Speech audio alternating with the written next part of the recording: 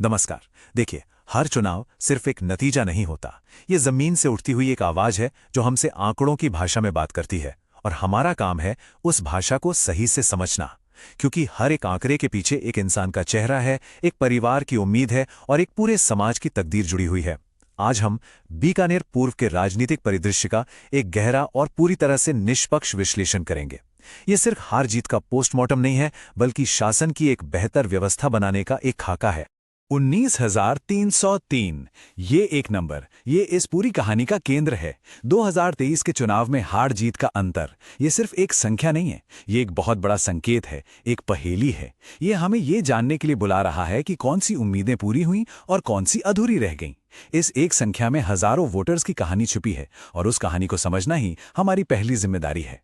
तो ये है बीकानेर पूर्व, राजस्थान की वो धरती जिसकी मिट्टी में इतिहास भी है और भविष्य की आकांक्षाएं भी।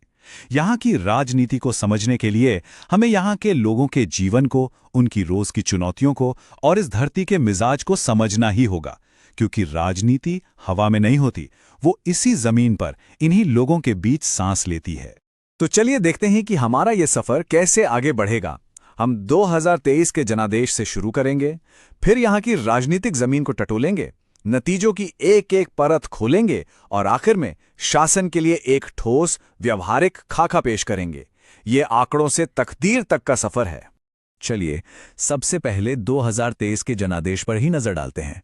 यहाँ के वोटर्स ने एक बहुत साफ फैसला सुनाया, और आंकड़े इस कहानी को बिना किसी लाग लपेट के बयान करते हैं।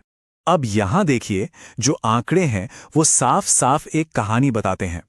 भारतीय जनता पार्टी को 53% से भी ज्यादा वोट मिले, जबकि भारतीय राष्ट्रीय कांग्रेस और भारतीय आदिवासी पार्टी के गठबंधन को लगभग 42%।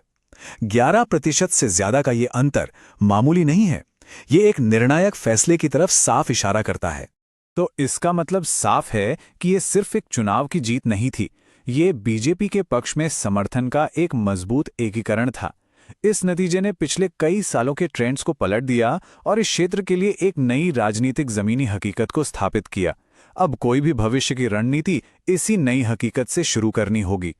अब हम क्या हुआ से आगे बढ़कर कौन लोग हैं और क्यों हुआ इस पर आते हैं। देखिए, आंकड़ों को समझने के लिए हमें उन लोगों को समझना होगा जो इन आंकड़ों को बनाते हैं। आइए यहाँ के सामाजिक ताने बाने और उनकी असल चिंताओं को महसूस करते हैं। बीकानेर पूर्व का जो सामाजिक ताना बाना है वो कई समुदायों से मिलकर बना है। राजपूत, जाट, ब्राह्मण, अनुसूचित जातियों में मेघवाल और वाल्मीकि और अन्य पिछड़ा वर्ग के कई अहम समूह। लेकिन ये सिर्फ जातियों की एक लिस्ट नहीं है, ये अलग अलग सामाजिक आर्थिक समूह हैं जिनकी अपनी उम्मीदें हैं, अपनी चिंताएं हैं और अपने समीकरण हैं। एक सफल राजनीतिक व्यवस्था वही है जो इन सभी के बीच एक संतुलन और संवाद बना सके। और ये हैं वो असली मुद्दे जो हर घर को, हर परिवार को छूते हैं। पानी की कमी यहां सिर्फ एक पर्यावरणीय मुद्दा नहीं, ये जीवन मरण का सवाल है। खेती का संकट और कर्ज किसानों की कमर तोड़ रहा है।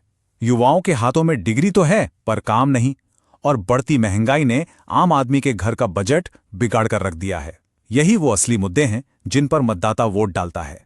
और यहीं पर हमें एक बात समझनी होगी, हमारे लोकतंत्र की नींव इन्फॉर्म्ड पब्लिक स्पीच पर टिकी है।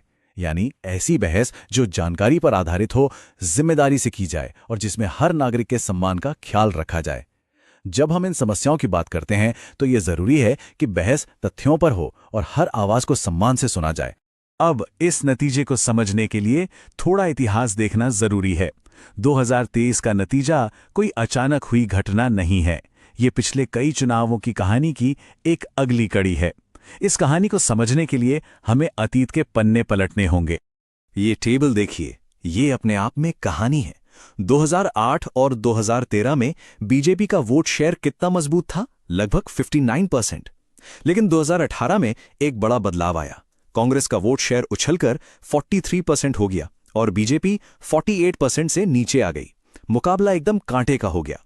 पर 2023 में कहानी फिर पलट गई। बीजेपी ने 53% पर दमदार वापसी की, जबकि कांग्रेस का वोट थोड़ा सा कम हुआ। और दिलचस्प बात यह है कि 2018 और 2023 दोनों में वोटिंग परसेंट लगभग बराबर रहा।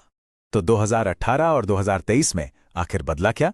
2018 में कांग्रेस ने ग्रामीण संकट, किसानों की कर्ज माफी और नौकरियों जैसे मुद्दों पर जोर देकर वोटर्स से एक मजबूत कनेक्शन बनाया था। लेकिन 2023 आते आते बीजेपी ने एक मजबूत जमीनी अभियान और राष्ट्रीय स्तर के मुद्दों के सहारे इस बढ़त को न सिर्फ रोका बल्कि उसे पलट भी दिया। ये लड़ाई नैरेटिव और संगठन की लड़ाई है। इससे सबसे बड़ा सवाल यही उठता है, वो कौन से व्यवस्था के स्तर पर कारण थे जिनकी वजह से 2018 में कांग्रेस को मिली बढ़त 2023 तक आते आते कमजोर पड़ गई। ये सवाल किसी व्यक्ति या नेता के बारे में नहीं है, ये सिस्टम के बारे में है, और इसका जवाब ही भविष्य की रणनीति की चाबी है। और अब हम समाधान की तरफ आते हैं। देखिए, समस्या का विश्लेषण करना जरूरी है, लेकिन उससे भी ज्यादा जरूरी है एक समाधान पेश करना। इन चुनौतियों से निपटने के लिए स्रोत सामग्री से एक रणनीतिक ढांचा पेश किया गया है, जिसे चतुर्मुख सिद्धांत कहा गया है। ये शासन के 4 चेहरों, 4 मजबूत स्तंभों पर आधारित है। तो इस सिद्धांत के 4 स्तंभ हैं। पहला, चुनावी रणनीति, मतलब सामाजिक समीकरणों को साधते हुए अनुसूचित जाति और ओबीसी वोटों को एकजुट करना। दूसरा, नैरेटिव रणनीति, यानी आजीविका, खेती और महिला सशक्तिकरण के आसपास एक ऐसा शक्तिशाली और भरोसेमंद कल्याणकारी संदेश बनाना जो लोगों के दिलों तक पहुंचे। तीसरा, संगठनात्मक रणनीति, जमीन पर यानी बूथ के स्तर पर संगठन को फिर से जिंदा करना। और चौथा, संसाधन रणनीति, फंड और डेटा का सही और असरदार तरीके से इस्तेमाल करना। कोई भी रणनीति हकीकत से मुंह नहीं मोड़ सकती। उसे पार्टी की आंतरिक ताकतों और बाहरी दबावों दोनों को समझना होता है। अंदरूनी तौर पर देखें तो कांग्रेस बीजेपी गठबंधन एक मजबूत आधार है और मौजूदा कार्यकर्ता एक बहुत बड़ी संपत्ति हैं। और बाहरी तौर पर कृषि संकट, महंगाई और पानी की कमी जैसी बड़ी चुनौतियां हैं जिनसे ईमानदारी से निपटना होगा। एक अच्छी रणनीति इन दोनों के बीच एक पुल का काम करती है। और आज के डिजिटल दौर में जब हम डेटा और माइक्रो टारगेटिंग की बात करते हैं तो एक चीज साफ होनी चाहिए। लोगों से जुड़ने का मतलब है उनकी निजता और उनकी सहमति का सम्मान करना। ये भारत के डेटा संरक्षण कानून का एक मूल सिद्धांत तो है ही, ये एक नैतिक जिम्मेदारी भी है। तकनीक का इस्तेमाल लोगों को ताकत देने के लिए होना चाहिए, उनकी निजता का हनन करने के लिए नहीं। चलिए, अब इस पूरे रणनीतिक खाके को एक ठोस, समय पर आधारित एक्शन प्लान में बदलते हैं। क्योंकि एक अच्छी रणनीति वो नहीं जो सिर्फ कागज पर अच्छी दिखे, बल्कि वो है जिसे जमीन पर उतारा जा सके। तो अगले 90 दिनों का रास्ता क्या हो सकता है? इस योजना को 3 हिस्सों में बांटा जा सकता है। पहले 30 दिन यानी D90 से D61 तक काम है हार का ईमानदारी से विश्लेषण, जमीनी सर्वे और गठबंधनों को फिर से मजबूत करना। अगले 30 दिनों में जनसंपर्क को तेज करना, संयुक्त रैलियां करना और डिजिटल तरीकों से अपनी बात पहुंचाना। और आखिरी 30 दिनों में पूरी ताकत झोंक देना, उम्मीदवार के दौरे, वोटर लिस्ट पर काम और हर एक वोटर को पोलिंग बूथ तक पहुंचाने की कोशिश। ये एक अनुशासित प्रक्रिया है। और आखिर में कुछ बिल्कुल साफ सिफारिशें। उम्मीदवार को स्थानीय प्रभावशाली लोगों और अपनी कृषि साख पर ध्यान देना चाहिए। पार्टी के शीर्ष नेतृत्व को शुरू से ही संसाधन देने होंगे। हर गांव में लोगों की शिकायतें सुनने और उनका हल निकालने के लिए समाधान केंद्र बनाने होंगे। और आज के जमाने में गलत सूचनाओं का तेजी से मुकाबला करने के लिए एक रैपिड रिस्पांस टीम बनाना बेहद जरूरी है। और ये हमें इस पूरे विश्लेषण के केंद्रीय सवाल पर वापस लाता है। क्या एक ऐसी व्यवस्था जिसे डेटा, जमीनी हकीकत और लोगों की जरूरतों को ध्यान में रखकर बहुत सावधानी से डिजाइन किया जाए और लागू किया जाए, वो वाकई किसी निर्वाचन क्षेत्र के भाग्य को एक सकारात्मक दिशा दे सकती है?